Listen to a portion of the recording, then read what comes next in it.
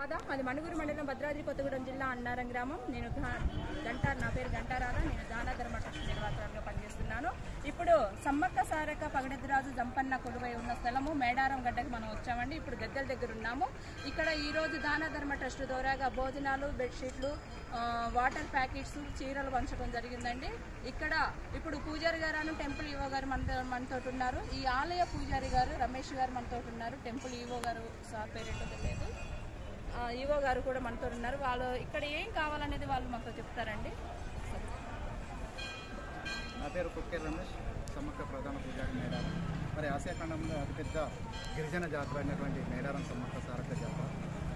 మరి ఈరోజు చూసుకున్నట్లయితే ఎంతో మంది లక్షల మంది భక్తులు తన మొక్కులు సమర్పించి సంతోషంగా వాళ్ళ ప్రవేశానికి వెళ్తున్నారు. ముందుగా ఫిబ్రవరి 21, 22, 23, 24 తేదీల్లో ఫిబ్రవరి 21 నాడు సార్లమ్మ గద్దెలపై వస్తుంది. 22వ తారీఖు నాడు శ్రీ సమ్మక్క చిలకలగుట్ట నుండి గద్దెలపై వస్తుంది. 23వ తారీఖు నాడు ఫిబ్రవరి మొక్కులు. 24 నాడు సమ్మక్క, సార్లమ్మ, పగడిద్దరాజు, గోవిందరాజు అన్ని వనదేవతల ప్రవేశం ఉంటుంది. ఆ తర్వాత తిరిగి బుధవారం 28వ తారీఖు నాడు ముగింపు జాతర. తిరుగువారంతో ఈ మహాజాతర ఘట్టం ముగిసిందిగా చెప్తున్నాం.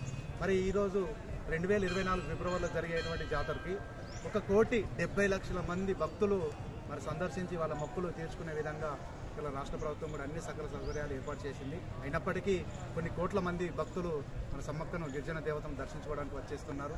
వీళ్ళకి సౌకర్యాలు ఎంత చేసినప్పటికీ మనవంతుగా ఈరోజు మణుగూరు నుండి స్వచ్ఛంద సంస్థ వాళ్ళ చైర్మన్ గారు వచ్చారు. వాళ్ళకు మెయిన్గా చూసుకున్నట్టయితే కోట్లలో ఉంటున్నారు పబ్లిక్.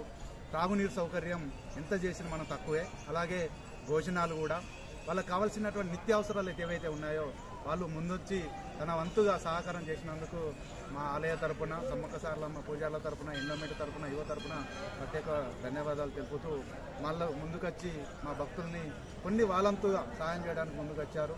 ముఖ్యంగా చూసుకున్నట్లయితే త్రాగునీరు, మరి ఎక్కడైతే ఎక్కువ రద్దీ ప్లేస్లు ఉంటుందో జంపనవ కావచ్చు, గద్దెల ప్రాంతంలో కావచ్చు, ఆర్టీసీ బస్టాండ్ల ప్రాంతంలో కావచ్చు, వాళ్ళు కొన్ని క్యాంటీన్లు ఏర్పాటు చేసి వాళ్ళు ఏవైతే ఇవ్వాలనుకుంటున్నారో భక్తులకు సేవ చేయాలనుకుంటున్నారో అలాగే సేవ చేసి వాళ్ళంతా కృషి చేసి మా తరఫున వాళ్ళ తరఫున భక్తుల్ని మంచి పేరు పొందాలని కోరుకుంటున్నాను. జై శ్రీరామ్ అండి.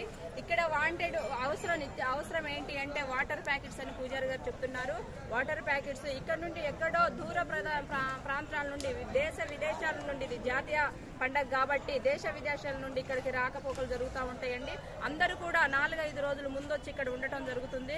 ఇక్కడికి ఎంతో మంది పేదవాళ్ళు, ఆదివాసీ బిడ్డలు కూడా ఇక్కడికి రావడం జరుగుతుందండి. వీరందరూ కూడా ఆకలితో అలమటిస్తూ ఉంటారు. చలికాలం కాబట్టి వణుకుతూ ఉంటారు. వీరికి దాన ధర్మ ట్రస్ట్ నుండి బట్టలు కానీ, దుప్పట్లు కానీ, భోజనాలు కానీ, వాటర్ ప్యాకెట్స్ కానీ, ఏమన్నా మెడిసిన్ కానీ సహాయం చేస్తారని చెప్పేసి కోరుతున్నారు. జై శ్రీరామ్ అండి.